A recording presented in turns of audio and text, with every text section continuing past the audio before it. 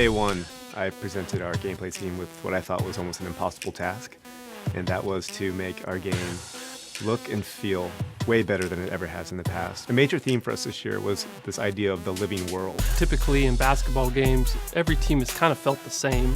You get some signature moves, some players here and there, but overall teams have felt the same. We wanted everything on the court, from the way the fans react to you, the coaches, the player intelligence, everything to be part of this environment that was smart. The system is dynamically changing and evolving constantly. All 30 coaches now have their own mindset. If you look at the finals last year, you saw how the Warriors and the Cavs were constantly readjusting to each other. You saw Delly step up and play starter minutes, and you also saw how the Warriors went small ball and how successful that was for them. Basketball is a game of situations. The way players react to you as they see schemes on the floor.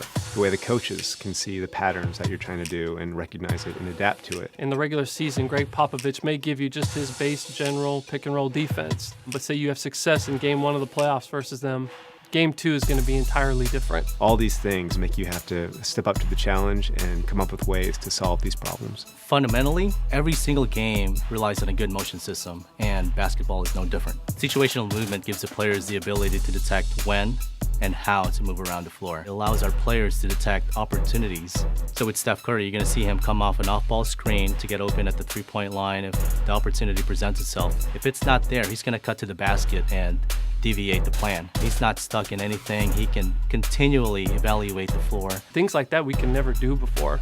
And now with this new system, we can do those things. We really feel like the X's and O's of NBA basketball have never been replicated this true to form ever before.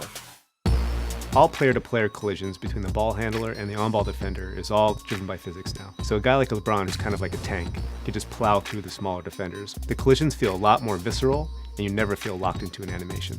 We've also expanded our signature size-up functionality. So now every player has up to 4 size-ups they can do in any direction, and they look and feel beautiful. Post this year was completely rewritten from the ground up. The guys did a phenomenal job of just making it feel a lot more free.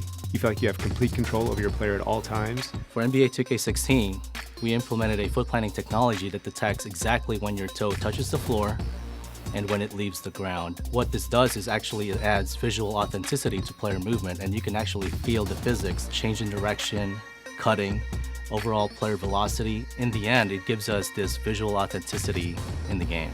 And on the sticks, now we have 3 dedicated pass buttons that give you instant access to any pass type you'd want to throw. So bounce passes, flashy passes, lobs, alley-oops. This is easily the best looking, the best feeling, and the most realistic 2K basketball we've ever made.